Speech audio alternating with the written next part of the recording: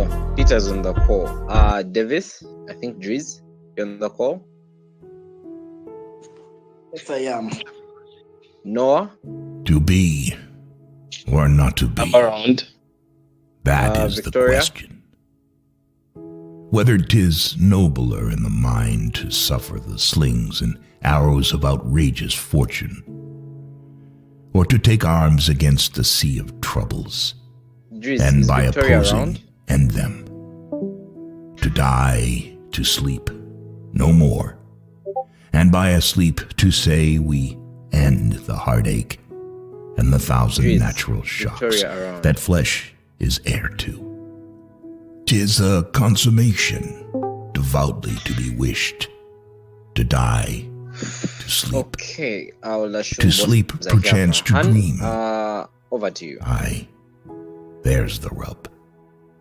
For in that sleep of death what dreams may come, when we have shuffled off this mortal coil, must give us pause. There's the respect that makes calamity of so long life. For who would bear the whips and scorns of time, the oppressor's you're audible, wrong, Farhan.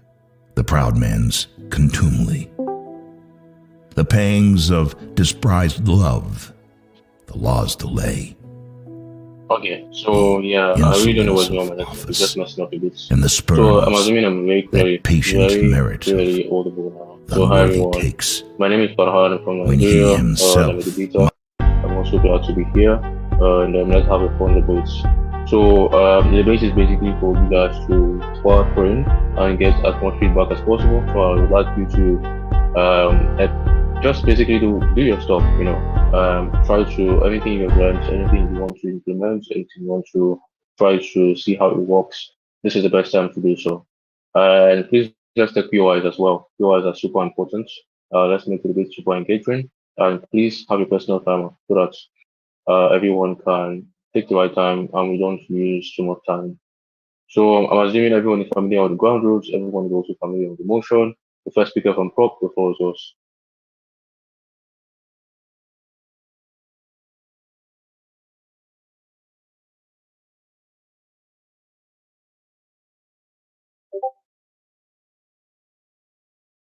That's true. Henry, I know WSC is 8 minutes. Are we using 8 minutes here? Yeah, we're going to be using 8 minutes, 4 minutes reply.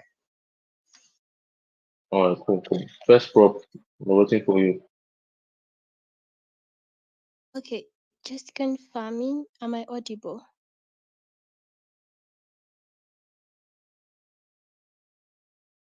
Am I audible? Yes, you are. Okay, I'm starting my speech. Hello, the first prop. I don't know if Chair can hear me. Speaker here.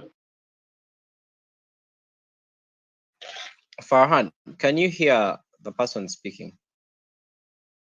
Yeah. No, I can't. How about now? Yeah, I can hear someone speaking right now. Okay. This is me, yeah? Yes. Yes, please go ahead.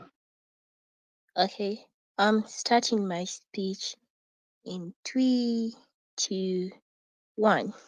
At a point in time where we think that something inherently is best beneficial for the rest of society and for individuals at large, we think that that particular thing deserves to be supported and deserves to be fronted for, we propose this motion. Chair, we think that first of all, we need to understand necessarily what this particular mediocre life looks like and what its glorification looks like inherently, right? We think that mediocre life looks like basically you're living your life with in a certain way of like comfortable and content existence. That means that there's some sort of stability with your life. That means there is no failure. That means inherently you're living a perfectly average life, right? and then think that the glorification looks like there's no pressure being put on you from society at the end of the day. There's particularly not indifferent achievements of people, however insignificant they may be, and pushing for them as if they were significant. We think alternatively, the counterfactual world looks like basically what status quo looks like, right? We think status quo looks like where we glorify people who have achieved a lot. That means that we paint a certain picture of the people who have achieved a lot and put them on a certain pedestal. That means that necessarily people who have not achieved a lot feel inadequate, or they're looked at like they've not done enough. I'm going to show you why this is problematic in status quo. We think the metric of support basically is simple on our side of the house, right? We think one, we're supporting it because it has better advantages and it's basically beneficial inherently for an individual, for society at large. It's something that you're going to necessarily front for on our side of the house, right? But first, note on characterization. We think it is important to understand or to push away the fact that mediocre lives basically look like people are living mediocre lives because they're inherently lazy, because it's always something that opposition might front for, right? We think people necessarily don't have significant achievements or necessarily live mediocre lives because particular things exist within society. We think things like difference in education, we think things like difference in environment, necessarily that do not push for people to do certain things, or do not necessarily favor people to be the best lawyers, be the best doctors out there. We think instead this is what pushes people necessarily to live a mediocre life, right? We think mediocre life inherently, even if you argue it's not by choice, in most cases it is not. We think too things like natural selection at the end of the day. We think some people are naturally talented to be the best at something, and we think that is something that exists within this particular mediocre life. We think that opposition necessarily arguing on laziness or this particular thing could be a strategic flaw on that side of the house, right? So key things you're going to get from our side of the house. First of all, principally on the whole idea of utility. Two, we're going to argue on inclusivity, and last but not least, we're going to argue on how we create a more conducive environment for these particular people. First, on the whole idea of utility, we think at a point in time where you're glorifying mediocre life, that means that you're creating a certain level of sense of security within people. That means that people who have not achieved the best or are not at their best are not going to feel inadequate. That means that they're not going to feel like they're not having to do what is enough. We think that this is important. We think that this necessarily produces the greatest outcome for people, right? We think it's important on two folds. One, we think that there is better mental health. Why? Because when a society, when people inherently glorify this particular sort of life, or when they glorify mediocre life, I think there's a certain level of contentment that exists within people. And so I think that like individual lady, I don't have to work better. I don't have to work to please society at the end of the day. We think that this is something that is inherently important, because when I'm content with what I'm doing, I don't have a certain level of pressure. I don't have to please everyone at the end of the day. We think that then it makes people want to work together, and it's some sort of like people necessarily like working together and harmony within society. We think too, it also creates better efficiency of work. It means that whatever work I'm going to be doing, I'm going to be necessarily recognized, and I'm going to necessarily appreciate for it, however insignificant this particular achievement. The aside from the counterfactual one, where people are going to be only glorified or acknowledged when they achieve the best. We think that is bad for people's work ethic, because I always have the pressure to be the best. And that even in a workspace, if I'm doing the best or I have done my best, as long as a certain employee has done better than me, I am not going to be recognized. We think this is entirely problematic, because then it derails the mental health of an individual. We don't think that it creates poor work ethic at the end of the day. We think people are disenfranchised to do their best, because whatever they're going to do, it's not necessarily going to be recognized at the end of the day. Two, I think it affects a greater majority of people. We think in status quo, a lot of people necessarily live mediocre lives, because not everyone can be the best, not everyone can top the class, not everyone can be the best. It means that a vast majority of people are actually living mediocre lives, where they're not having some sort of significant level of achievement. It is important to note that mediocre life does not necessarily entail failure. It means that I don't have any sort of failure on my side of the house, but I'm not necessarily achieving as much as society expects me to be. We think that at a point in time where you do glorify mediocre life, you're actually creating a sense of belonging within these particular people in society. You're affecting a vast majority of society. That means that necessarily everyone in society or inclined to work within society. We then think that at a point in time where we affect the vast majority of people within society, we have a better utility aspect, right? Two, on inclusivity. Sure, we think that with this particular support, this particular glorification of mediocre life, we have some sort of appreciating the uniqueness of people in society. That means that I'm on a side of the house. We think this is very important, because it creates some sort of harmony in society. That means that people are going to be living harmoniously because they think in society. We think of status quo on opposition. There's a certain level of bitterness that exists because people hate those who are better than them. This hate is only created when you glorify people who have done the best and you ignore a vast majority of people. We think on our side of the house there is better harmony. There's neither what happens when there is better harmony is then people want to work together within society. We think this is important for development of society. Two, we think that people then work together to develop society. We think it is more likely for people to actually develop a society that includes them other than a society that does not include them. We think then at a point in time where people feel included or appreciated or recognized within society, they work together to develop that particular society. We think it's more likely for me to want to work to develop a society or to want to build necessarily a society only when it appreciates me, but when it or ignores me, like on opposition side of the house. And last but not least, on the whole idea of inclusivity, we think that then on the third fold, there's a better level of civic engagement, right? We think that people are more enfranchised to necessarily develop society and to work with society. We think that what exists within opposition side of the world, people think that what like civic things or civic matters are necessarily left for a specific group of people. That means that for me to be necessarily led, or for me to be necessarily engaged in things that involve like a certain bit on a country level or on a municipal level, on a district level, I have to belong to a certain group of people. What happens when you appreciate everyone is that you don't think it belongs to a specific group of people. It means that I'm going to be more enfranchised to engage in civic things. I think that at a point in time where you involve everyone, you're also be more enfranchised to engage in civic things. I think this is important of one fold. We think that there's the whole a certain level of accountability with more people engaging in society in things that involve the society at the end of the day. That means that people are not necessarily making decisions according to what pleases them because almost everyone then is involved in things that concern the society. We think that this particular civic engagement is important at the end of the day. It's what best benefits society, right? So what have I done in this particular debate? I have shown you what the glorification looks like, how it's beneficial at the end of the day in the long run. And I've shown you necessarily how it's going to be important for the vast majority of people. What Hermon is going to do to you is one going to start off from my finish on the whole idea of inclusivity, and she's going to show you why it creates a more conducive and necessarily productive environment. I rest my case.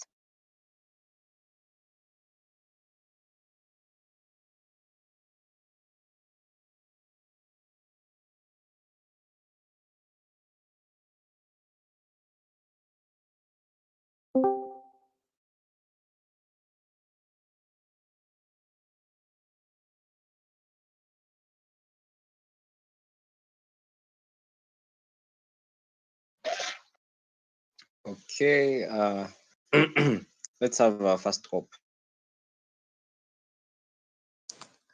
Okay, my time will start in 3, 2, 1.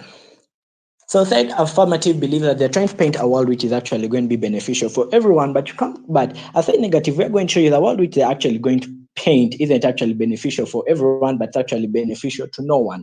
So first of all, let me first take you through rebuttal through their entire characterization. Yes, as side negative, we shall agree that a mediocre life is going to look more into and content, actually getting comfortable with what you have. But then when we come into glorification is no pressure, but then the picture of success they try to paint. They try to paint that in our world, success is trying to look more of a picture where we look for people who have done significant things, and we're trying to paint that success for everyone to achieve. But no, that's not actually what side negative tries to push for. Side of negative world is more of accepting that people come from different backgrounds. People have different levels of talent. So now success now rather comes in through one's personal evaluation of self to see what goals they can actually attain, to see how far they can actually get in life. So now you come to realize now in their entire framing of where comfort and content is actually okay and there's actually no pressure, you come to realize first of all this entire push to actually evaluate oneself goals actually doesn't equal,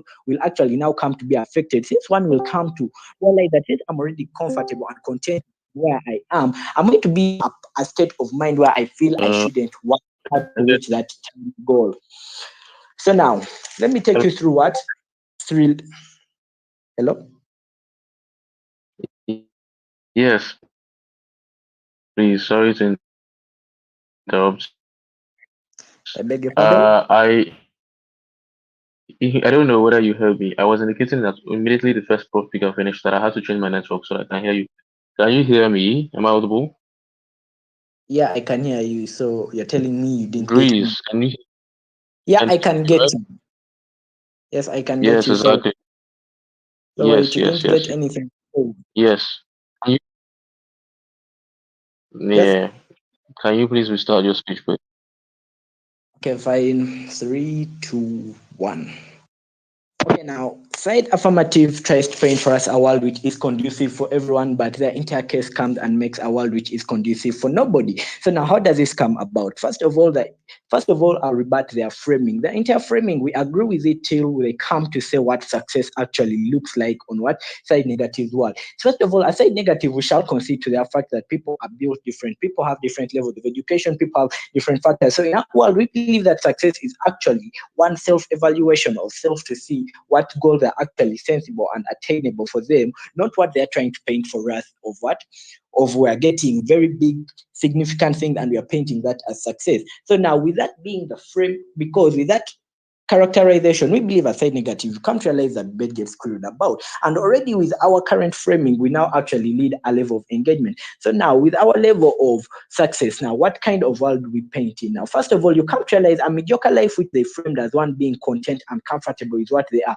not really a level of failure. You can't realize these tiny goals which someone could have actually self-evaluated for themselves. You can't realize these are not going to be goals one is actually going to be willing to get, because already they live in a life which is already comfortable, and since there is no external pressure forcing them to actually be their best self, now that becomes a bit problematic.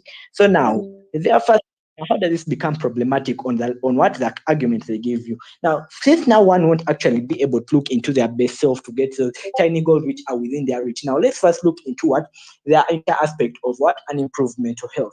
Now, when you come to see the mental health in their side, one yes shall be comfortable with what they have, that they're not actually going to push themselves harder. But in the back of their mind, one will always know I actually had the potential to go further. I actually had the potential to do better. So now one will live their entire life actually in a level of what disregard, knowing I could have done better. But in a world where where the society is actually pushing one to actually reach their entire goal, where one being seen as a mediocre is already problematic. Yes, already on what level one, they will have a level of mental disdain on them, but that will push them to actually work harder to themselves. So now when they reach that particular point, they will actually be more contented mentally that I could actually push beyond my limits and reach a particular level. And then let's take it into worst case scenario that they actually fail. At least now when they enter the mediocre life, they shall actually be in a point where rejected. They shall actually be in a state of mind where they know, okay, I tried to go beyond, but now I actually didn't know it. So at least they will be contented knowing where their limit is. And let their world where they're not actually going to be forced to look for this limit, but rather will have a level of comfort. So now they'll spend the rest of their lives actually living a level that I'm not actually good. And then when you come now into what conduciveness, now you come to realize the mental health for the people who are actually not living rejected. Now, the conduciveness of people who are actually now not living mediocre life. And you come to realize in their world, they come to paint that these people are not actually going to get gratitude because they are trying to have everyone being living in a conducive level. Now you come to realize for these particular aspects of people who are now actually working hard, you come to realize their hard work is now going to also now become a point of vain to them. So now these are people who are actually role models, people who are actually running big companies, people who are actually topping their classes, people who are having financial success. These are people who are no longer going to actually have the gratitude within them to actually work harder anymore. Now, if these people no longer want to work harder anymore, you can't realize that the people who the future the inspiration rejected.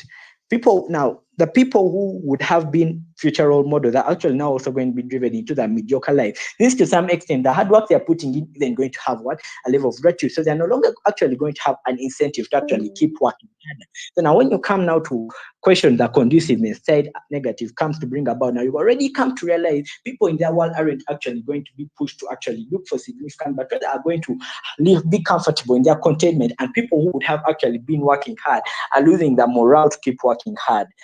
I shall take your POI. Okay, two questions, right? One, you have to show to us why self-evaluation on your side coexists with pressure, and two, how pressure leads to better mental health, as you claim.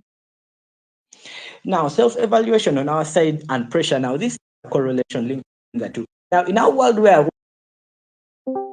the external pressure within society that this person, the mediocre, is not actually his best life. Now, when you come into what level 1 of mental health, this person, yes, is going to be stressed about. He's going to be actually depressed for most of the time. But now this is actually going to push this person to actually now work harder. This is going to get this person to actually see where he can reach, what his goals are. Now, since a mediocre life isn't being accepted, this person is now going to push harder so that he can reach another step in life. So now that society can stop looking at him in that particular light. Now, if this person is now reaching that particular level of his life, he's now actually going to be happier, since he's now going to have that wellness in his heart that I could actually push beyond my limit. I could actually reach this particular level in my life.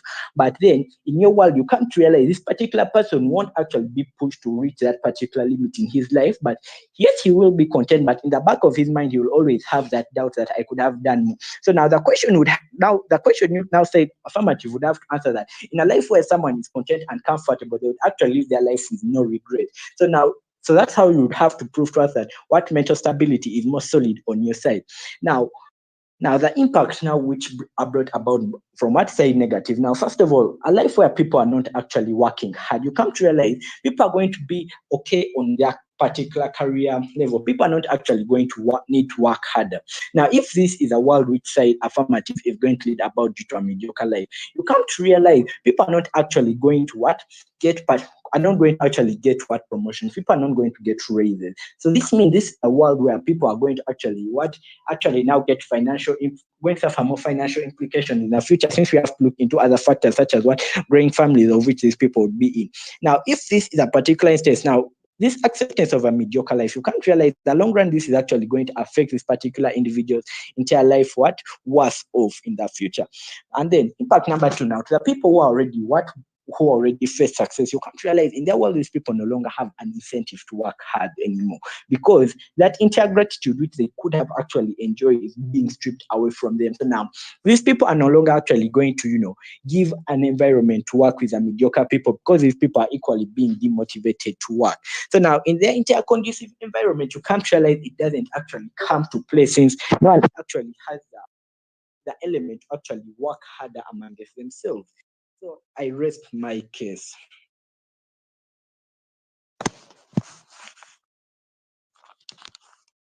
Well, thank you, first next speaker, for those remarks. We welcome the second part. Okay.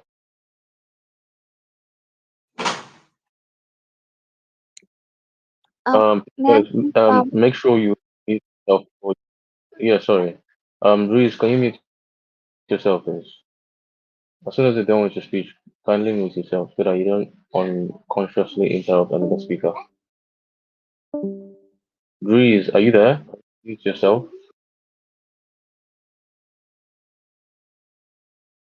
I really don't know if that's their name. For the person that spoke just now, first, Neg, can you mute yourself, please?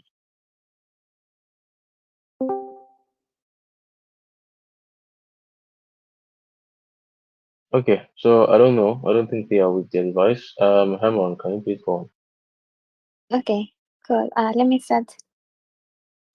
So I'll be starting my speech in 3, 2, 1, go.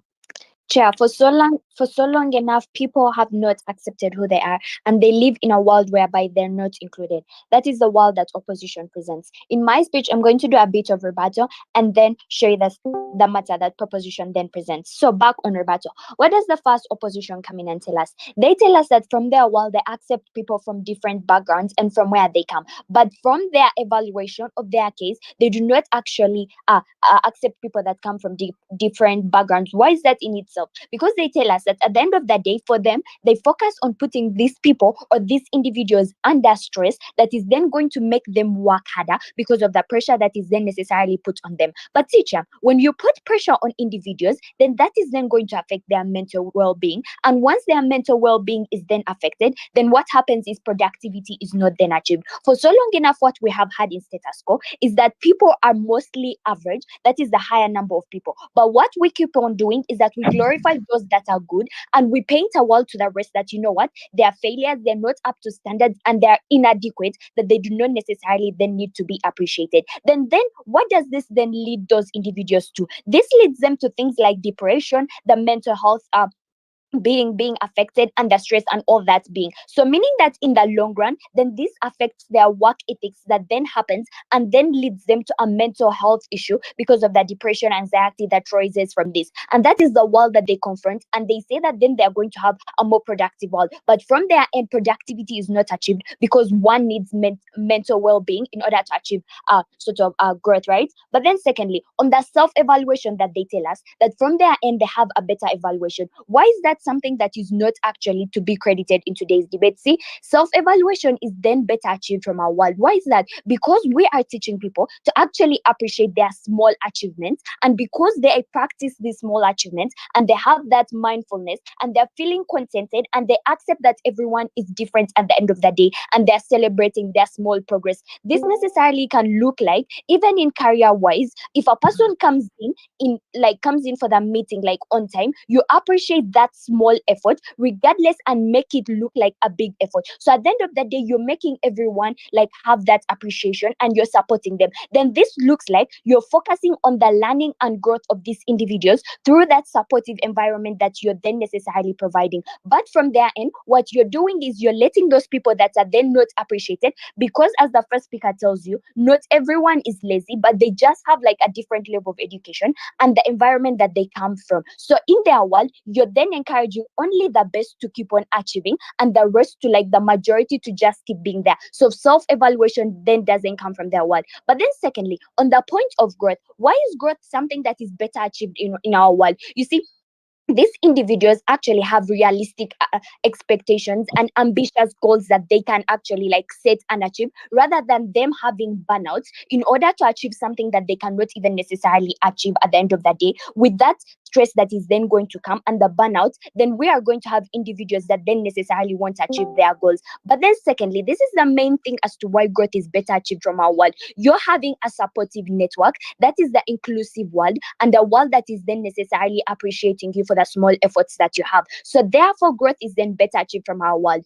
Then back on the rebuttal still, then they come and paint to us a world as to why these successful people will then lose their hard work because they're supposed to be these future role models, but now they're going to live in their mediocre life. See, even these successful people, they end up having these burnouts because there's some individuals that they look up to or they want to achieve. Like, for example, look at Bill Gates. If he has like 10M, he wants to achieve then 10 trillion and all that stuff. But this is then going to be done through burnouts that is then necessarily going to happen. We do not accept that world. We want people to feel contented, appreciate their uniqueness and stuff. So on that, then opposition then clearly fails out on their arguments that they present based on the analysis that I show you. Back then to proposition's case, what do we present to you? The main principle, the principle of utilitarianism. What does this then necessarily look like? The good is then done for the greatest number. What does this look like then in itself? This looks like because the majority are like because the majority are people that do not achieve the best in society,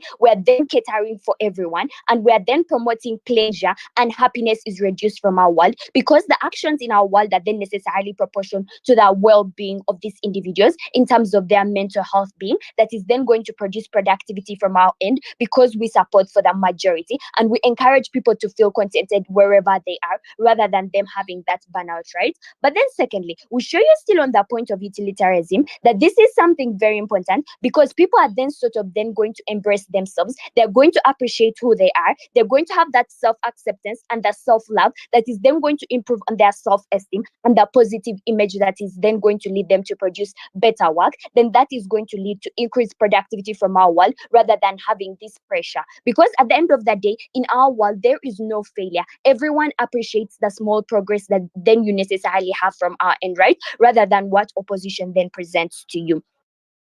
Back to the second argument, inclusivity. Why is inclusivity something that we necessitate? Okay, I'll take your POI.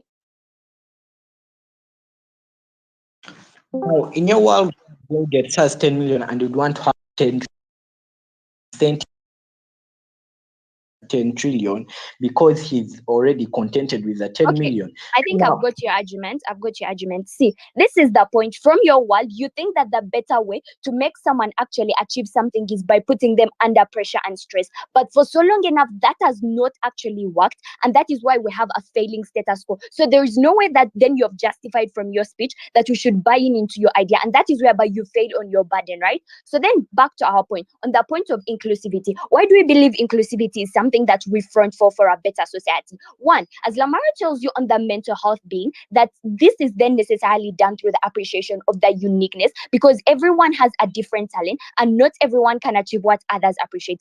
So from our world, what we do is we appreciate people for who they are and for the things that they can do, right? But then secondly, on the point of inclusivity, we have collaboration. How does this collaboration then necessarily look like? Instead of having that class difference between those that achieve necessarily A's and those that achieve F's in class, what we have is that everyone is then going to support each other, and then we are going to have a better world, right? Because everyone is being appreciated. Then on still, this is a different layer of analysis, right? On the engagement, why do we believe that civil engagement is something then that is better achieved from our world? You see, when we have people being engaged, there is that sort of accountability that then comes from our world, because in a nation that is then democratic, that is then going to lead to more development at the end of the day. How does this necessarily look like? When everyone is sort of included, rather than having a different class or like people that come from different backgrounds, then what happens is that then everyone is involved and for better decision making that then leads to an inclusive world scene.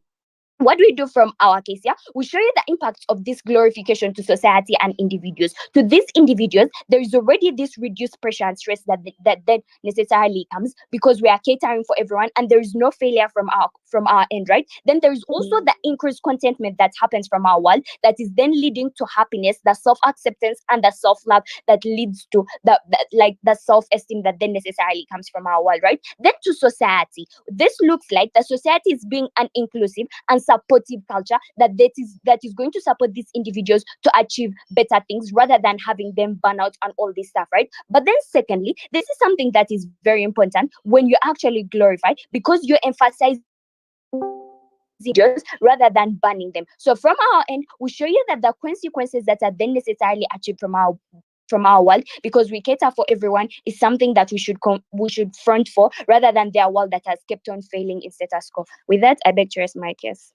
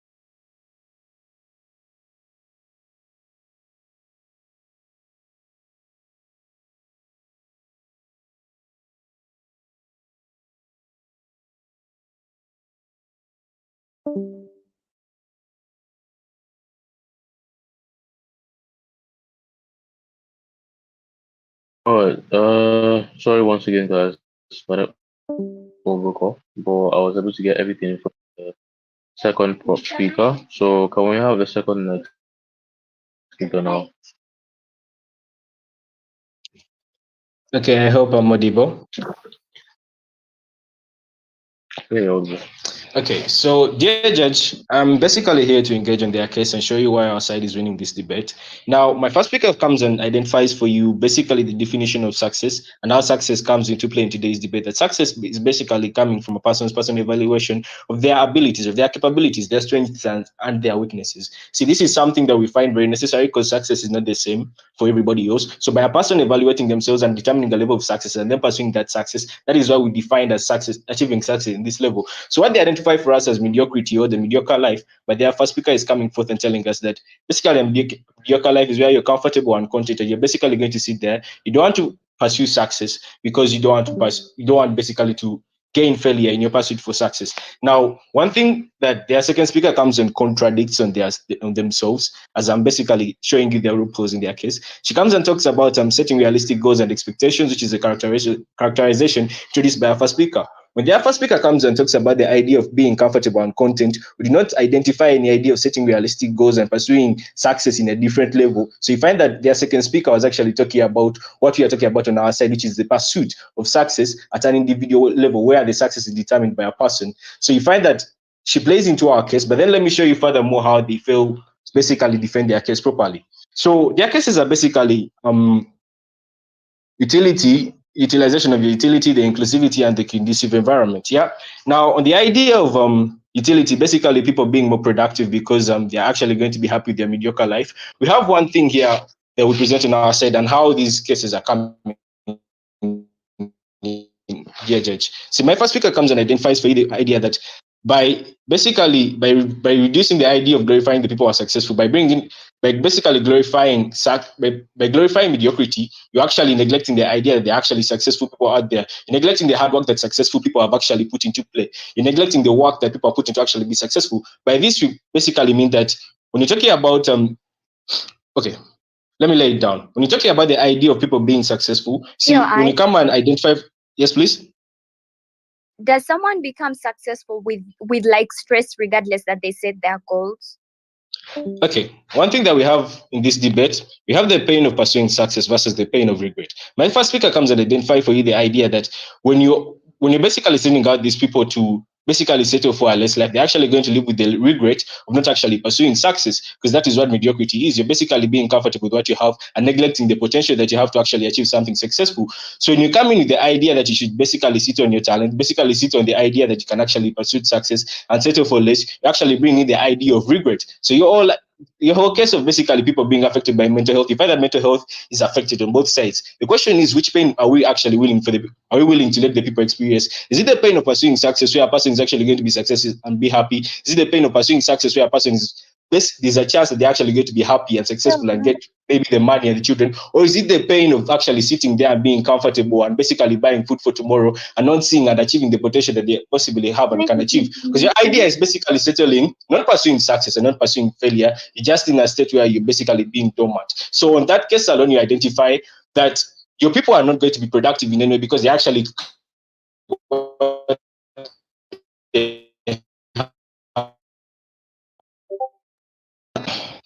sorry about that. I hope I'm back. Yeah.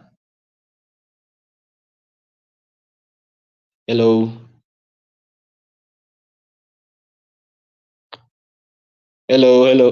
Okay, let me continue. So We all will go on. So your idea of success essentially comes in and affects the productivity of people, because when your main stance is mental health and basically people are achieving success because they are basically in a better mental health, you still find that the idea of regret is still there in their lives, and these people are still going to have to face the challenges of actually not achieving the success that's actually out there, not achieving their full potential. Because these people, what you're telling us on your side is these people are not going to sit down and evaluate themselves to actually pursue things that are beyond what they actually have today. You're basically telling us that the people are sitting on their abilities, and that's why you're losing this debate. Because when you identify the aspect of mental health, it still exists on your side, and you don't actually tell us how people are actually going to be able to cope up with the regret that comes from not pursuing success.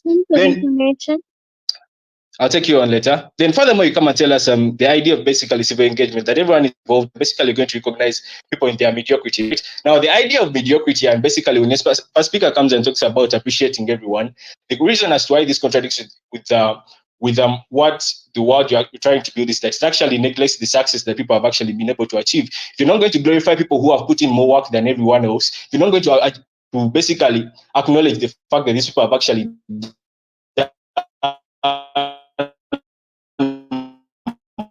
more than one people to actually pursue success, and you're basically lowering success to a level where the people are actually going to be mediocre. So you find that success is actually a very necessary boost, because number one, glorifying success and success in itself is actually acknowledging people and recognizing them from the extra work they put in that the mediocre people are not putting in. The number two, actually creating role models for the mediocre people to actually go beyond the level that they're at, to utilize their resources and basically become more successful. So you find that the idea of productivity still stands on our side. The idea of actually the idea of inclusivity and civil engagement stands on our side, because you're not only looking at the successful people, you're looking looking at the mediocre people and encouraging them to actually pursue success. So you find that it's more engaging on our side rather than on your side. We are basically throwing away the success and the hard work where what the successful people have actually put in to reach a level that they are at. Then furthermore, we come and present for you the idea of basically we come and show you the idea of development, that how does the development exist on our side.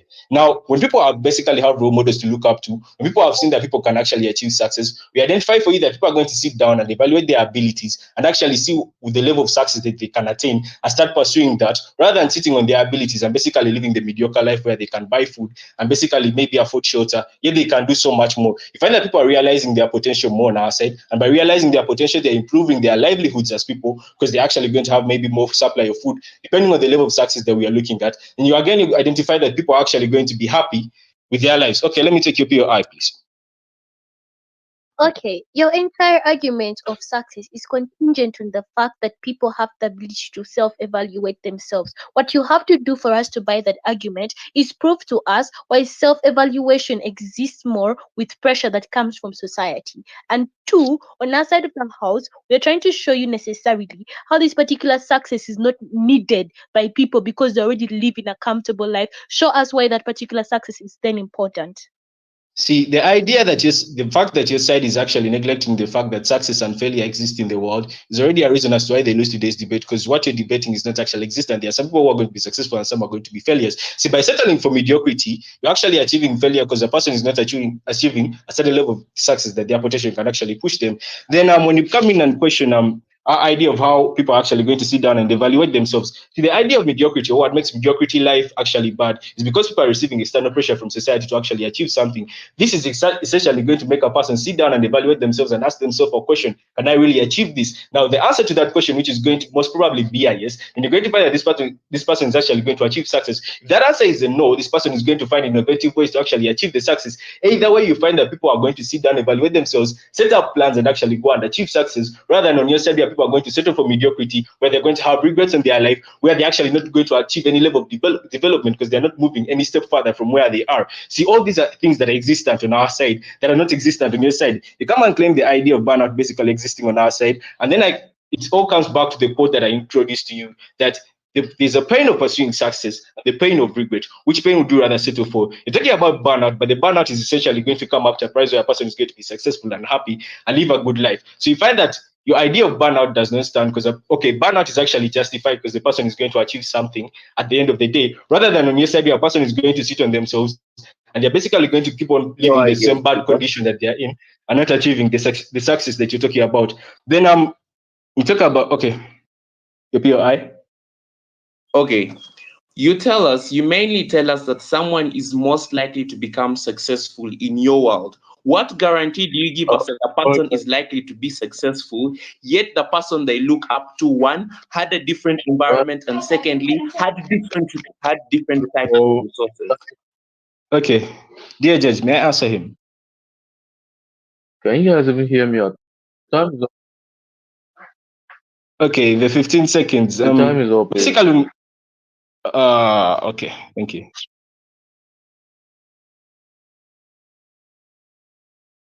Yeah, so I mentioned before we start that you can have your personal timer. I also indicated in the chat space that you had 1 minute left. So guys, you cannot ask somebody a POI when you have 1 minute left. You can only ask the POI between their first and their sixth or seventh minutes, as the case is now. So please, let's take note of that. Personal timer, and also look into the chat, please. Third next, top, the floor is yours.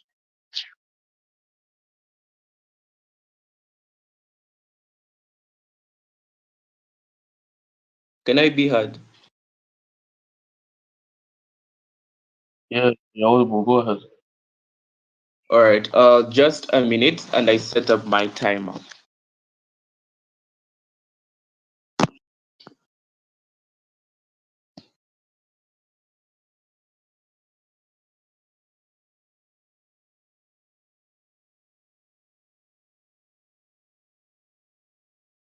Okay. Can I still be heard?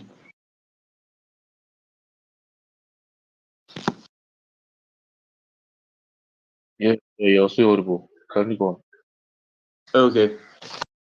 I will start my speech in 3, 2, 1, go. Chair, my first two speakers have clearly contextualized the debate, not more than I can do. At this point in time, allow me do a little bit of rebuttals. But before I dive into what rebuttals have to offer, there are two main points of clash within this debate. The first point of clash is which side addresses better mental health, and then secondly, which side addresses a better idea of inclusivity within society. First, on the whole idea of mental health and on two rebuttals. What do they basically tell us under this idea? They tell us that in the first instance, with pressure, that when pressure exists, it will push them to perform better and it will push different groups of people to achieve better and they'll become better achieving. We have three basic responses to this particular argument. We tell you that first and foremost, we think that these people are most likely to fail. We give you that we tell you that why. We tell you that first and foremost, these different people have different resources. The person you look up to might have studied from Harvard when you just studied from a poor country or you studied from Makerere. If you studied from Makerere, you're not likely to be as good as a person that studied from Harvard. So in most instances, that means that you're one most likely to fail. Why? Because you do not have the same resources that particular person had. So in all instances, this brings us to our second response, which means that if you do not achieve, it then makes you, it disenfranchises you from achieving your particular goal. Why is this important? This is important because when people fail, they become depressed and it disenfranchises them in the long run from achieving their goal, leading to mental distress, leading to high levels of disenfranchisement. Which means that at the end of the day, you're less likely to come and achieve whatever goal you want to achieve. What this removes from their case is the whole idea that it will push them to perform better and achieve better. That is taken out of this debate. But then the third and most important response is we achieve it better. We think that we achieve the whole idea of people being incentivized to achieve better. One, why? Because one, we glorify their insignificant contributions. Given the fact that they are contributions, when you glorify those insignificant contributions, as my first two speakers told you, it will incentivize someone to make more contributions, to make more significant contributions, which in and of itself is going to push someone to become better. Secondly, we think that we're going to account for better mental health. With low distress, with low pushing factor, when you have a low level of distress, that means at the end of the day, you're more likely to actually achieve the whole idea that team opposition is trying to give up.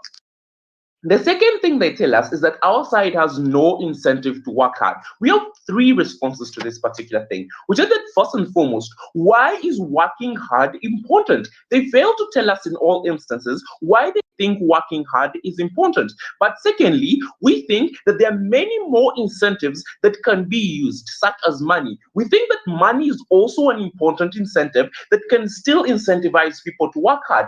That means that at the end of the day, there's still more incentives for people to work hard. What this removes from their case is their whole idea that there is no incentive to work hard. But then secondly, we tell you that we have a higher incentive to work hard because we glorify insignificant achievements, which leads you to making more achievements. What this then brings is that the whole idea that we glorify these small insignificant achievements, it's going to push you to actually work harder. So to a greater extent, we have a level of incentive to work hard compared to that side. What this removes from their case is the whole idea that side affirmative has no incentive to work hard. They tell us that a person is likely to be successful, but as I told you before, it is most likely not happen. Even though it happens, it is going to be to a low percentage because a higher number of people are mediocres. We tell you that first and foremost, one of the reasons someone is most likely not to become the best lawyer, like one of the best lawyers, is because one, they did not go to a great school like they did. They did not go to a great school like Harvard, like they did. Which means at the end of the day, the type of resources you come from, the environment you come from, all those are limiting factors. The education you receive, those are limiting factors, as compared to our side, where we tell you, regardless of the education received, regardless of the environment you receive, you can bring whatever significant contribution you have, and we will celebrate you. What that then puts in our case is the whole idea that we are going to incentivize people to work harder and even realize their potential, compared to their side, where potential is going to be destroyed at a point in time that you do not actually achieve whatever goal that you achieve. One of the POIs that we receive from our first speaker is, we ask, how does self-actualization play with mental distress? With mental distress, we do not get a significant response to why they think that having self-actualization and mental distress can correlate. We think that they cannot correlate at any point in time for two basic reasons. One, we think when a person has high levels of mental distress, they are likely to be disenfranchised and have depression. And when they have depression, they are less likely to achieve whatever goal they think that they're going to achieve from their side of the house. Then secondly, we think that when you have high levels of distress, you're most likely to have Secondly, we think that when you have different levels of education and high levels of distress, then you're most likely to have high levels of depression and high levels of mental issues. And when you're mentally incapable, there is no basic way that you're going to achieve the type of self-actualization that they think that they're going to achieve from their side of the house. They tell us that we live in a comfortable life. We tell you that at a point in time that we live in a comfortable life is better than a distressing environment that makes you insignificant. Their side makes people insignificant because when you do not achieve just as great as Nelson Mandela did, then your whole political career is distress, it's all trash. What we tell you is that even though you did not achieve just as Nelson Mandela did, we think whatever you have achieved is good enough and it is significant, which will push you to actually achieve just as Nelson Mandela did. We give them particular arguments that we have no type of response to. We give them an argument of utility, and we do not get a particular analysis, or we do not get a particular type of response. We tell you that we benefit a majority group of people, but they do not give us a response. But then secondly, on the idea of inclusivity, we give you layers of analysis, like one, it increases the levels of engagement and appreciating uniqueness, and we still do not get any sort of response. Why do we win the clash of mental health last year?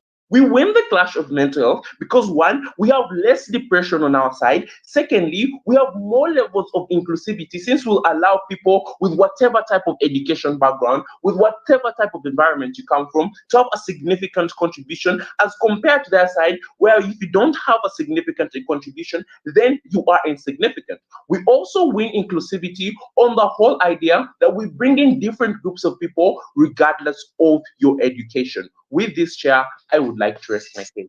Thank you.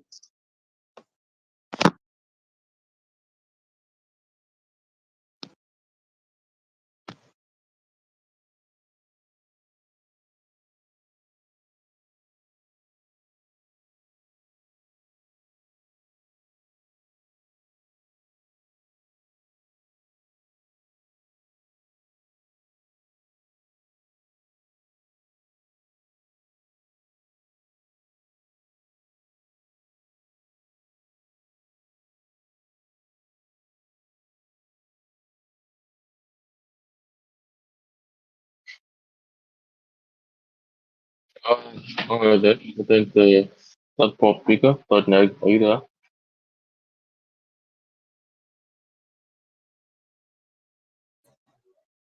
Am I audible? Yeah. Okay, let me first set up my timer. Sorry.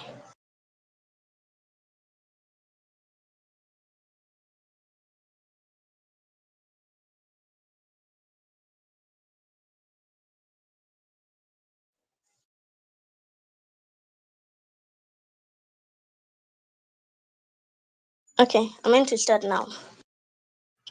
Chair, we have had a lot of arguments and a lot of engagement in this debate, but there are so many things that have been misunderstood from Team Affirmative side that we need to clear up, right?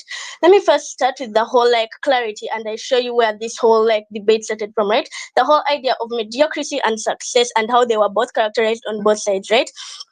First of all, success, right? From Team Affirmative side, they come and they tell you that currently in status quo, there is this type of pressure, there is this stress that is put on people, on average people, to achieve a certain amount of pressure, right? They believe that to achieve a certain amount of success, rather they believe that success is particularly maybe being the best in class, or maybe being maybe a billionaire, or achieving a lot in life, right? That's the type of success that they believe society is actually pressuring people to achieve, right? Something that something we don't agree with on their whole side of the house, right? So the definition you get of success from our side of the house is that, first of all, people put up personal goals which they want to achieve, and the achievement of those goals is the particular success, right?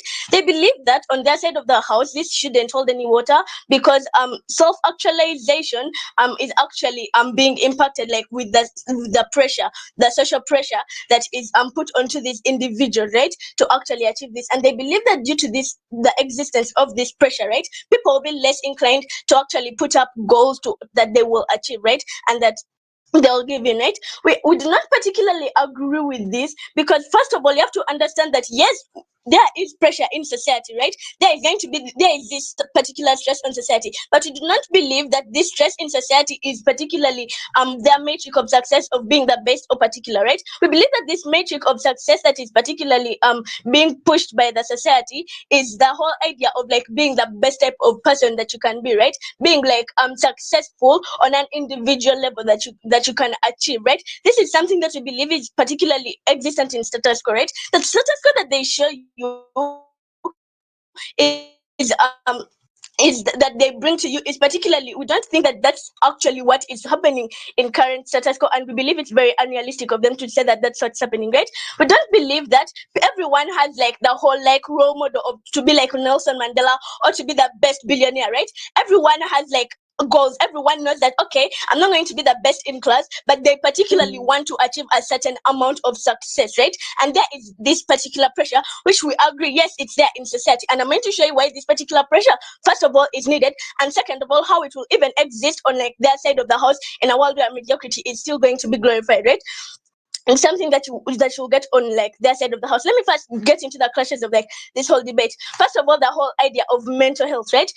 Engagement you get from their whole side of the house is that due to this particular pressure in status quo, people are always going to be belittled, or since majority of people in status quo are average, they're going to feel like failures, and they'll get this this distress mentally because they are being burnt out, and because there's this particular hard work, right? They believe that they believe that we do not actually show them how hard work is useful in status quo and things like that, and yet they still bring it out and show you how they better achieve it on their side of the house.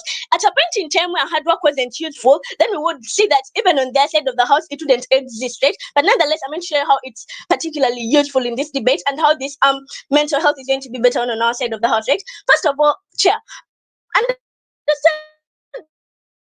that currently in status quo, there are so many other factors that affect mental health, right? But not only that, them coming and saying that they are going to eliminate success, or they are going to glorify mediocrity, something that is substandard, because it distresses people at a point. We believe that that is very unrealistic, right? We believe that at the end of the day, there are always things that are going to distress a person's mental health, right? And if this is that the argumentation and the justification they give you to actually glorify something that isn't going to be particularly good for everyone, then we believe that they lose out on this debate, right? And this is how this looks like on their side of the house, right? This means that anything that distresses you on a minor level, or anything that distresses your mental health, they will be okay with removing it, right? And they are actually going to they're going to remove things first of all, work pressure or things like that, right? We believe that, first of all, the stress they bring their side of the house is not well characterized, and they don't know us how it's brought about, and that still this pressure is needed, right?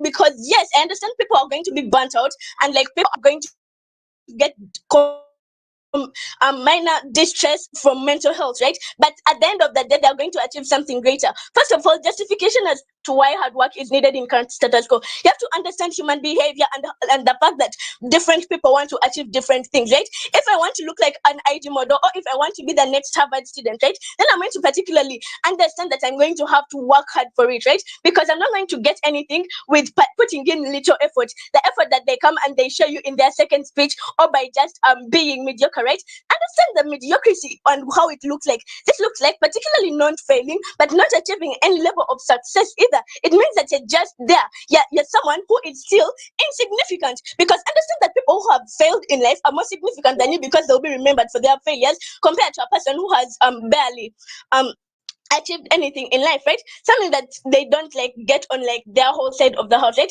Then the whole idea of like inclusivity and how they will, and the utilitarianism that they talk about, right? We don't believe that they achieve any of these things, because in a world, let me give you an even if analysis, and they say, okay, they win this debate and like mediocrity should be glorified, right? Understand things like stress are going to exist on their side of the house. Understand that things like people still feeling like failures are going to still exist on their side of the house, because much as that people like the glorification of mediocrity is happening, there are still people who would have wanted something much more. People still would have wanted to go and be at Harvard. People still would have wanted to like achieve like maybe world peace, or to be like a good political party participant, right? Something that they will like self-contentment will still be on their side of the house, and stress will still be on their side of the house, because mediocrity is not failing or not succeeding, meaning at the end of the day still you don't have to fail. At a point in time in their world where someone still fails, that person is still going to not be valued in their whole side of the house, because they're not particularly achieving anything, and they're not like being thing like useful in any type of way, right? So the whole like inclusivity is actually removed on their side of the house, right? Something that like the whole engagement we get from their side of the house, or something that they like talk about, is how like failure won't be particularly existent on their side of the house. Something which is very unrealistic, right? The whole issue or the whole argumentation that they bring to you is that they're going to praise a fish for swimming. We don't believe that someone who is putting in minimal effort, or someone doing something which is expected of them, should be praised, right? Understand that the current status quo, like the current success that exists in status quo, is a success that is needed. It's a success that is not particularly based off on but only one thing, which they talk about how they're going to bring about in uniqueness and different levels of like how people are advantaged in different areas, right? Understand, even then, that already exists in status quo. People are already being glorified on their different levels. You'd say, okay, let me conclude. You'd see that people are not being given prizes for being the best swimmer, or like being the best debater, or things like that, and it would be one thing. And with that, I conclude the debate.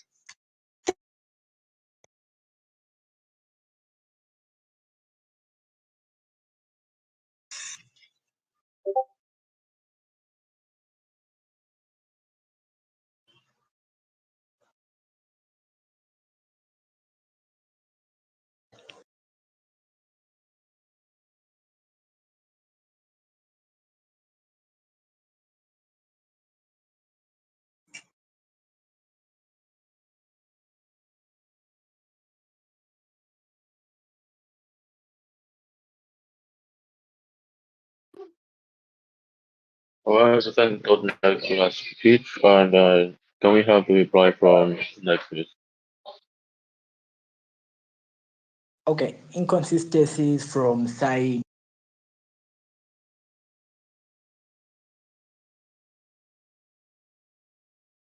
So this means one would actually have all aspects of money. One would have a decent amount of shelter, meaning one wouldn't actually be incentivized to work more. So now in that third speech, when they come to show us that there are actually other incentives rather than pressure which would have been brought about, that there are incentives such as money, there are incentives such as getting better, we actually don't see how this plays about, since already in their characterization from their first speech is that there is already a level of contentment. So already you can see how that kills entire aspect of self-actualization and improvement from their entire world. But then we come to show you that aside affirmative, we believe this, aside negative, we believe this pressure is actually better off to some extent. We come to show you that yes, we shall concede with them that there will be a level of depression from the pressure which will be brought about on our world. But then you come to realize this pressure is actually going to force one to work harder. This pressure is going to force one to actually be more innovative so that he can actually meet his required goal, enabling him to reach a particular level of success. Now, with this particular level of success, you come to realize that this person is actually going to have more happiness than a life where he's contented and comfortable, but is actually going to have a level of what? Regret. And they don't show that in their world where one is content and comfortable, that one doesn't actually live with that level of regret. And then in my first speech, I also come and show you that in case he fails, you come to realize he's going to live now that mediocre life with actually the happiness and content, knowing that what he can't actually go beyond that. And now another inconsistency in their case comes in what the characterization on what success comes in today's debate. If they come to currently characterize to us that the entire debate, the entire perception of success comes about where is what being a billionaire, being the class topper, and so on. But we rather come and show you that since people do have different background and so on, we come to give you a particular level of success would come into one's self-evaluation of goal. So one wouldn't actually be working to become a billionaire, but one would actually be trying to get the next pay raise, which is actually within their power. But then we come to show you with a level of mediocrity, one is actually going to live in a level of contentment. So they're not actually going to try to look for this actual self-improvement. But in their world, they don't actually show us how that a person won't actually want to go to the next level when they're already contented. And now, a next question in the debate.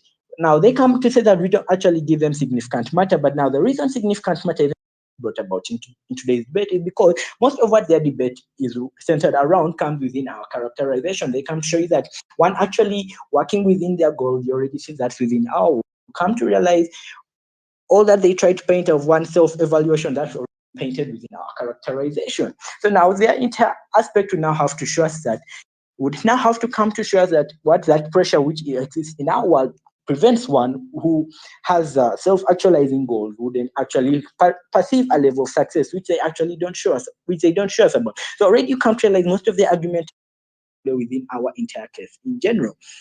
And then lastly, we come to show you that the people who work equally as hard. You come to realize in a world where these people are not getting the gratitude, you come to realize these people are not actually going to have the will to actually work harder. So these people are equally going to be put about in a mediocre life. And these people don't actually come to show us that these people are going to continue wanting to work hard. They're not going to show us the incentives these people will continue to have because already they are content and comfortable enough in where they are. And then we come to show you in our first speech that if these people aren't actually going to be pushed to work harder, you come to realize no one is actually going to be inspired by these people anymore. No one's actually going to want to work as hard anymore. So now you come to realize they want to put up a society which would be conducive for everyone, but we came to show you that in a society where everyone is actually okay with mediocrity, no one's actually going to work hard, but everyone is just going to fall out flat in contentment, which at the end of the day leads to no self-improvement, no self-evaluation.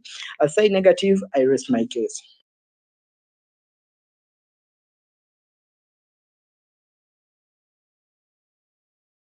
We can do pass to from side next. Can we have the pass to get from side prop?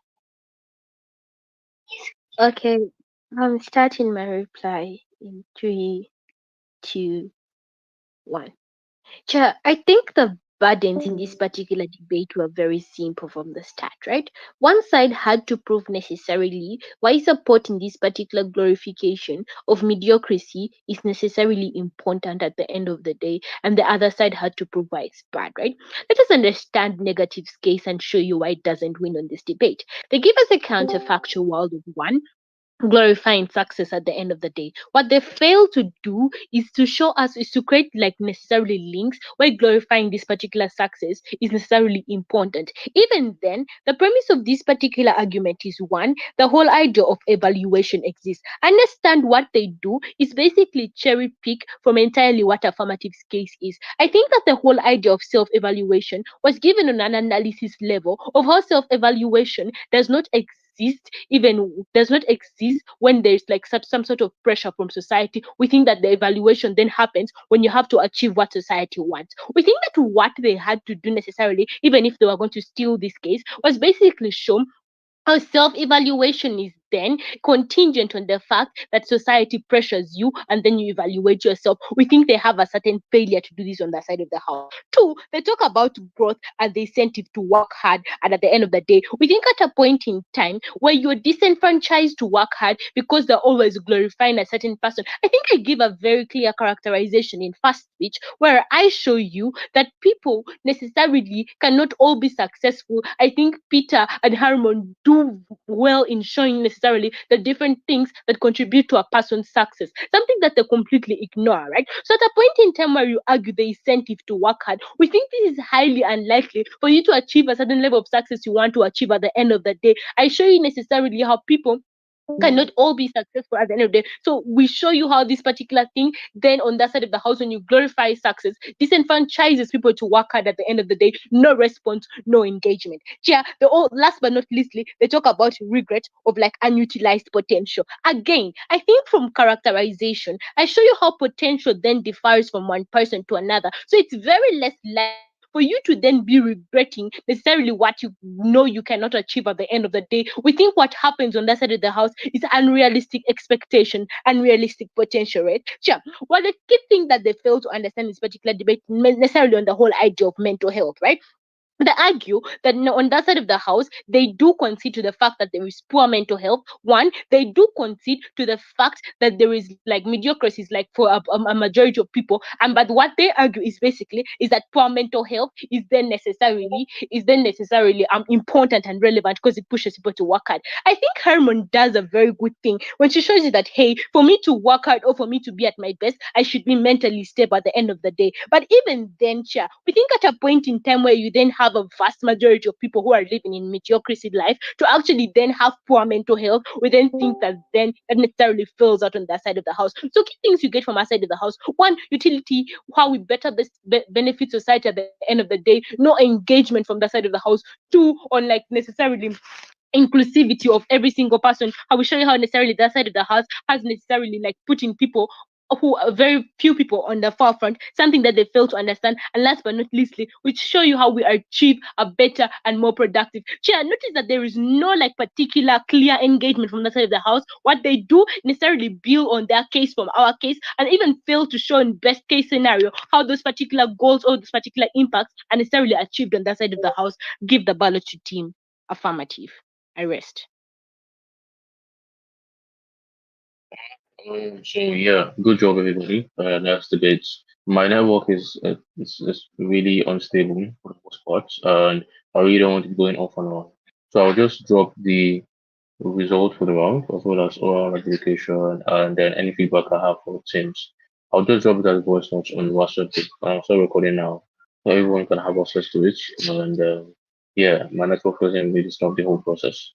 Alright guys, well done once again. I wish you guys all the best. I'll send the VM to the WhatsApp group. And you guys, if you have any questions, you can ask me after. Have a nice day.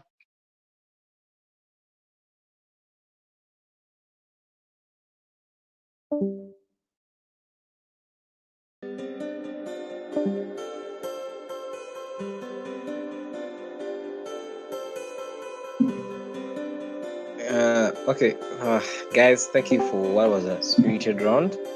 So I think what we're generally going to do is that Farhan is generally going to just generally give you guys feedback and a call.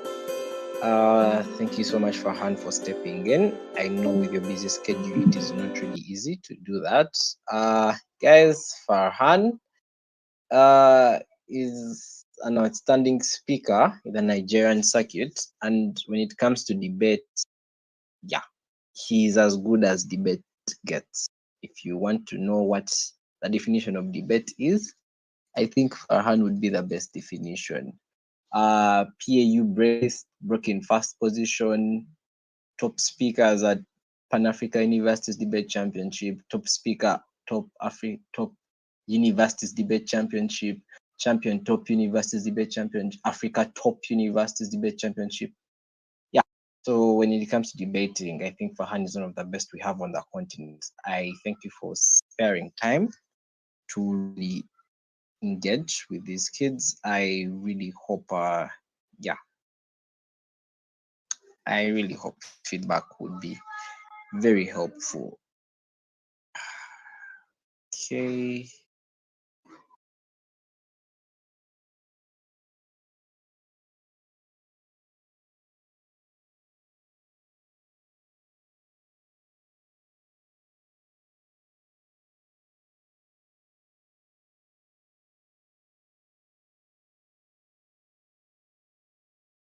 Okay, so Farhan is coming with a few general comments. Oh.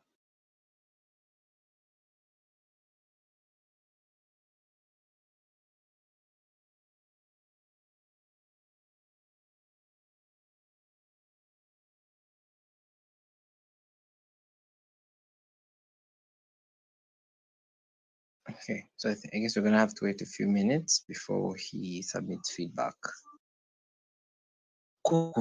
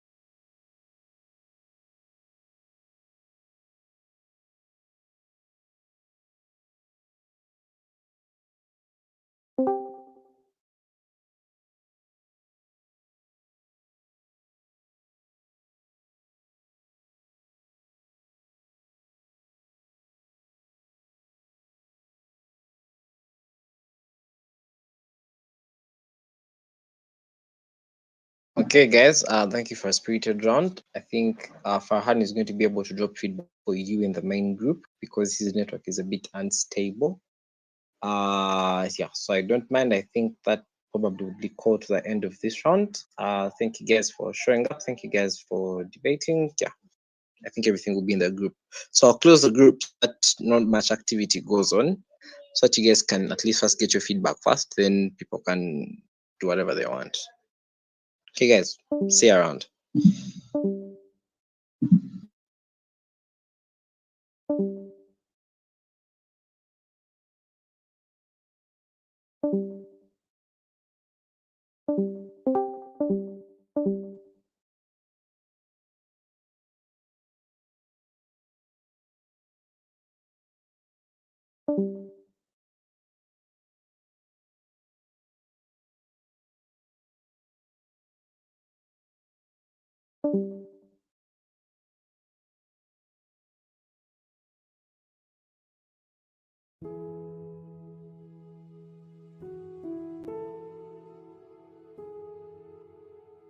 To be or not to be? That is the question.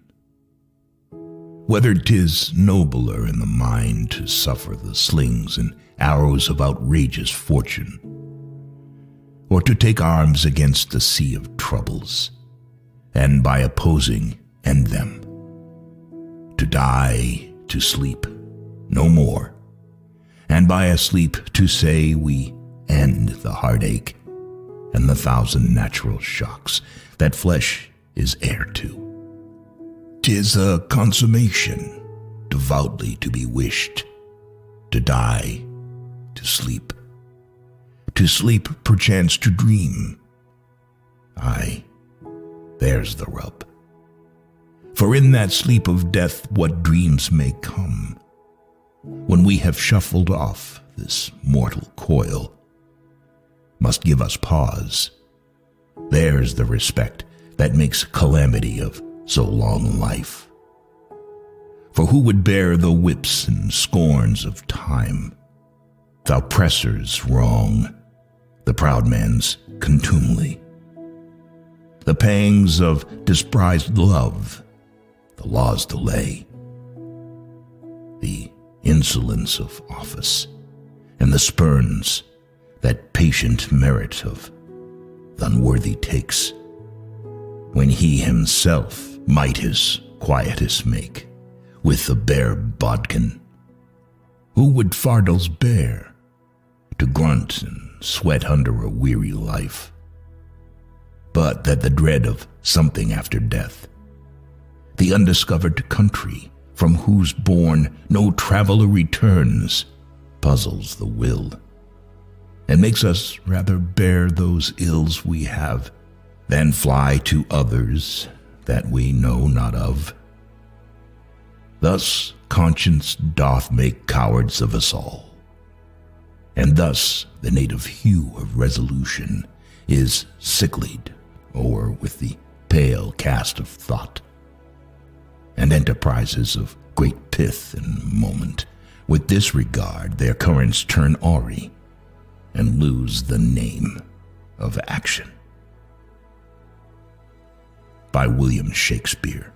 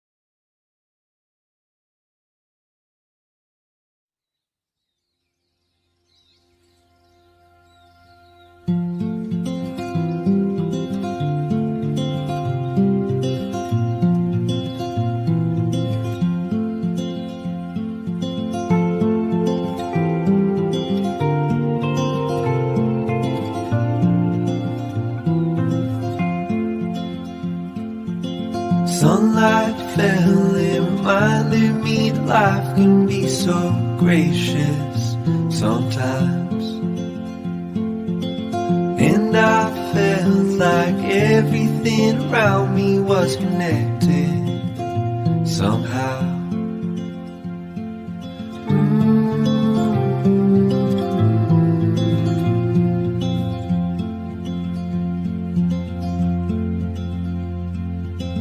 At night I hear the rhythm of the ocean as it breaks on the shore. And I think about all the things that I am grateful for. And they say, hold on to the ones you love, keep them close to you. And they say, hold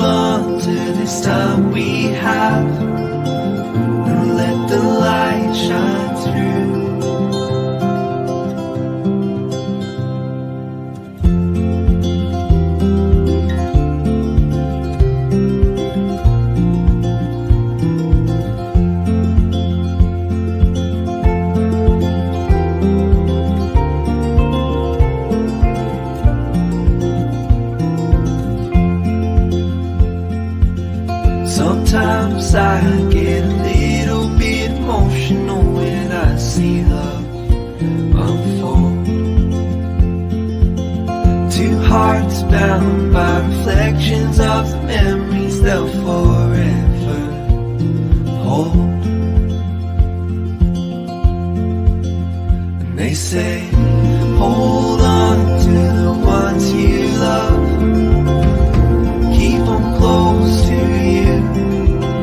And they say, hold on to this time we have, and let the light shine through.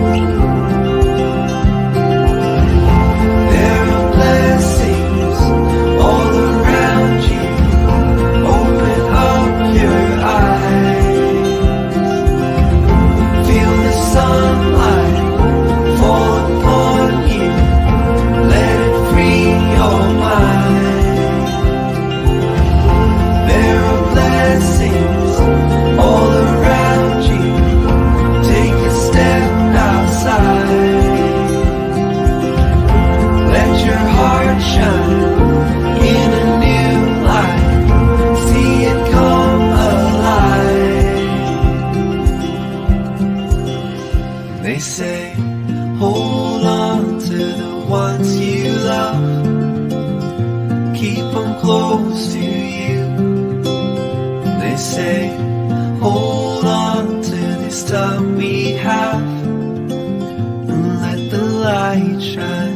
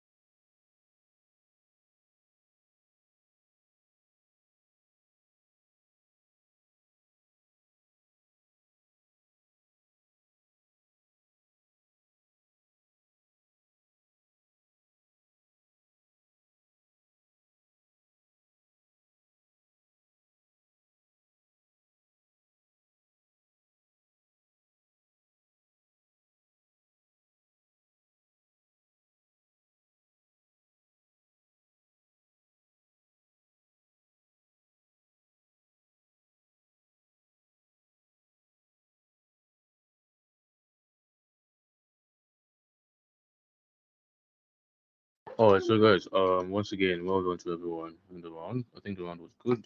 There are a couple of things that could have been better, but I think the round was all here. You know, everyone did a good job.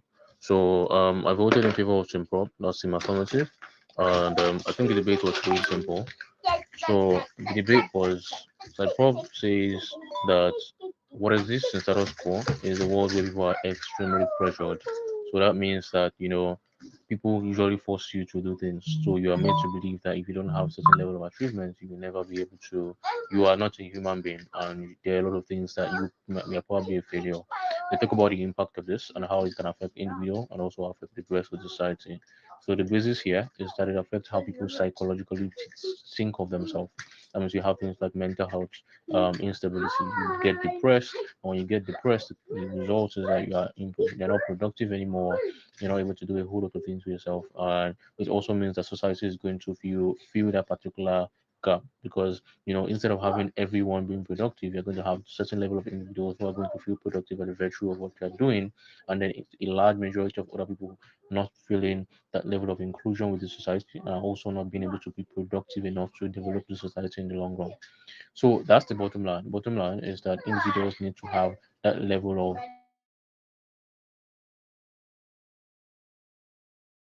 regardless of the kind of achievement they have for themselves or for the society. What you get from up, however, is also very simple. Individuals need to work hard, and this kind of narrative this kind of narrative do not give them the incentive to work hard. It only allows for them to remain the way they are. And then the second thing, the counterfactuals, the consequence literally here is that again they tend to live with regrets. If they don't work hard, they are going to live with regret because they always believe that, oh, there is something that they were not able to achieve. I mean, if I have worked hard, I would have achieved this, I would have done this, I would have done this, I would have done that. So that's the bottom line for both teams. Comparatively, however, there were a whole lot of questions left unanswered from inside the opposition. Number one is that why is working hard important? I think this was even flagged in the top speaker from inside Prof. If you say that it is important for somebody to work hard, mediocrity is not going to allow them to work hard. Yes, we get that point when analyze good examples, stuff. The question now is why is it important? Why should I care about working hard? Especially when Cyprop has been able to prove that a couple of the utilities that you guys want to get in your world can still be achieved in their world without forcing people to want to work hard. So the question now is why is the narrative about forcing people to work hard one that is important? Why should we care about it? Number two is even if it's something that's important, why is it comparatively better? Especially when Cyprop has already proven that a whole lot of individuals are affected psychologically and mentally by this kind of narrative and the kind of societal propagation that exists. So it means that you guys have to prove that the ability to work hard in itself is one that supersedes the ability for individuals to maintain that level of mental stability. And then, I feel like side opposition also made a couple of very dangerous concessions. And the concession was that, oh, yes, they're going to be depressed for a significant period of time, but it's a good trade off because they're going to succeed. There was no analysis also why they are going to succeed or how they are going to succeed or why there is a chance that they're going to succeed. And I also think it's something as like prop does again. And I think they did it somewhere first, second, prop speaker, I can't remember exactly. But there was that explanation about how there is okay, I think it's third, about how there is a very little chance that this person is actually going to succeed in the first place.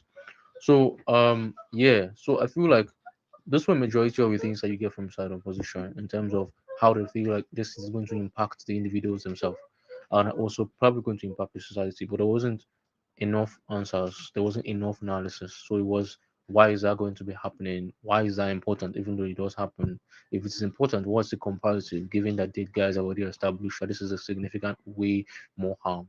You concede to the harm. You have to prove why the harm is something that you guys don't care about as opposed to something else that you guys care about. It's enough. It's not enough to say, "Oh, it's a better trade-off." Why is it a better trade-off? So what is the situation going to be like for the individual? If they're going to be burning out and then they're going to achieve success, there are two questions to ask here. Number one, how are they going to achieve success? And what is the chances of success? Number two, why is success better than individuals actually not maintaining that level of self-content and no burnouts? I mean, that comparative needs to be there. It's not enough to say it's a better trade-off. So I also think that the idea behind regrets was a little bit tricky for me because the analysis from startup was, oh, okay, they're going to live with regrets because, um, you know, they're going to live with regrets because they don't, um, they will believe that, oh yeah, there's something I should have done better. There's something I should have done better. I really don't see it happening because if you have a world where there is a glorification of, there is a glorification of mediocrity, as explained by Prop, it's a world where there is the massive pushing of narratives of how people should be self-content with wherever they are. So that means that the longingness or the curiosity and anxiety for a success that could have happened prospectively is not going to be there. So that means that people saying, "Oh, I wish I could have done this. This would have happened," or "I wish I should have pushed harder. This would have happened," will not even exist in the first place. That means that regrets that you guys talk about is most likely not even going to exist because people are going to be comfortable with their achievements. And I feel like the idea behind innovation is what the impact you guys were trying to draw, but you guys didn't distinctively draw it. The impact here is the ability to work hard is super important because it allows for you guys to have things like innovation, it allows for you guys to have things like self-development, it allows for you guys to have things like progress for themselves and also for the society. So now I feel like you guys weren't hitting hard on it. But even if you did, said Prop was able to engage that as well because they were able to talk about how there are a whole lot of different incentives that can give people the ability to achieve any of these things, right? And it is not necessarily exclusive to the pressure that comes with non being non-mediocre, right? So that means that normal natural consequences like wanting to live a good life or like wanting to have money to buy bread or food is still going to push people to do work. It's still going to push them to do meaningful things, right? So that means you do not exclusively need the pressure that comes from society before that happens. So I feel like this is in line with the impact you guys were trying to drive and they were able to achieve it in their world. So that's the reason why I voted in favor of side affirmative. So I'll drop it next VN to talk about the general feedback, what I think about the debates, and what I think that you guys could have done better. Yeah.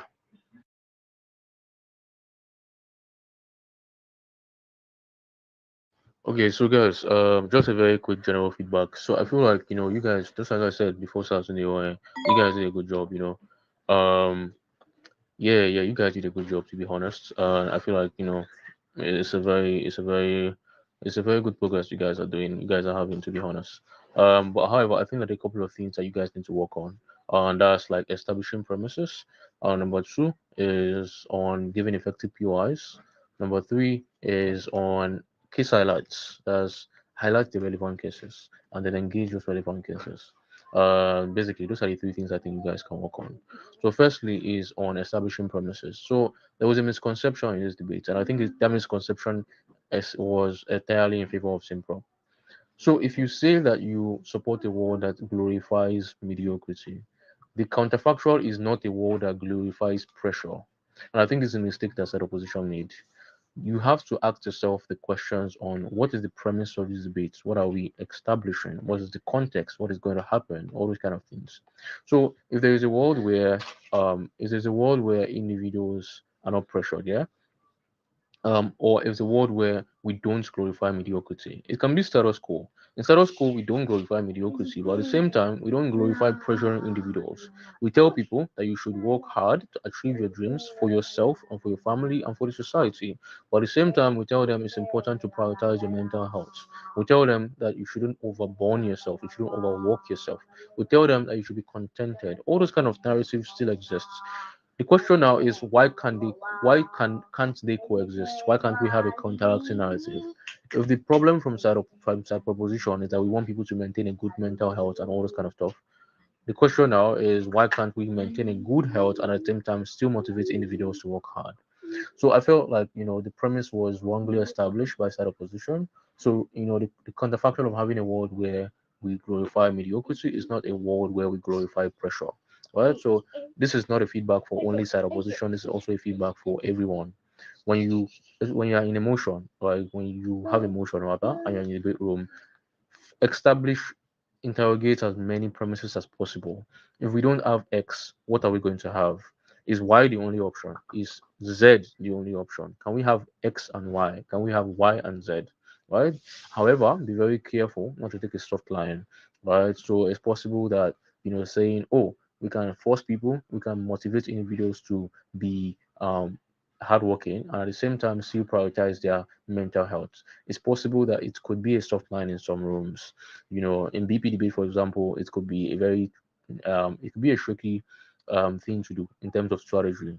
But in WSCC, I think that's absolutely fine. If you can explain very clearly why the both of them do not counteract each other and how that word is still possible, then you guys will win, definitely. So this is a feedback for everyone. Be very careful about the promise you agree to, and be careful about the promise that you even prep on. You understand? That's super important. Number two is feedback on POIs. I think that yeah, I had a couple of POIs that were really good, but at the same time, I think it needs work. When you have POIs, write them down. Don't just tap them at the top of your head. I was seeing people saying POIs, requesting for POIs in the first minute of the speaker's speech. I'm saying, in my mind, I'm like, calm down, bro. You probably heard something that you got annoyed by, or you feel like, this guy's lying no more, or you feel like, why would he be saying something like this? But that's not it. You don't care about those. The person still has like 7 minutes to say different other things. And once the person take a one POI, the chances that the person are going to take you, the person is going to take you again is super low. So you cannot lose that opportunity. You want to make sure that you're asking the most critical POI and you're asking it at the most critical time. This is very, very important. As you're having the POIs in your head, be writing them down. And when you get through towards the 3/4 of the person's speech, you know that you have to decide on the POI you want to ask them. And deciding on the people you want to ask them is contingent on what you want to do, what the condition of the room is. Are you guys losing? Are you guys winning? If you are winning, then you know that what you need to prioritize is to bring down whatever case that is left. Are you guys losing? You know that what you need to do is that you need to prioritize rebuilding your case through a POI and making the judges realize that you guys are still very much relevant in that room. Right? This is very, very important. Yeah. So that's what I mean by, by strategic POIs. You need to give POIs well, right? Don't ask random questions in your POI. Ask questions that are either to defend or to attack. Are you attacking someone's case or are you defending your own case? You can join the two of them together, but you need to make sure that it's as concise as possible. You can attack and defend your case at the same time. Right? You can attack the opponent's case and defend your own case at the same time. So that's why you have POIs like we're establishing our case that XYZ is equals to ABC. That's why your argument about 1, 2, 3, 4 cannot stand because XYZ, blah, blah, blah. Engage. Right? This is very simple, direct, and clear. So you have defended your case, you retweeted your case, and at the same time, you are attacking their case with your own case. Right? And you are telling them to engage further. You can also ask them questions, whatever it is. POIs are super important. Number three, lastly, is highlighting cases. And I think this wasn't done well. This wasn't done very well in the round. I think maybe a couple of speakers on side probably did this quite well, but of course there's always room for development and growth for everybody. What I mean by case highlights is listen to the premise established by your other side, and at the same time also listen to the cases that they are flagging. Case one, case two, case three. What do you want to do? Do you want to engage them case by case, or do you want to merge them up together and then attack them all at once? This is super important because it allows you to have a structured speech and it makes you, concentrate. You need to focus on what you want to do. We just start your responses by responding to many other things that the person said. I mean, the speaker will say a lot of things in 8 minutes. That's a lot of time, right? So you can't just pick one random things and start responding to them.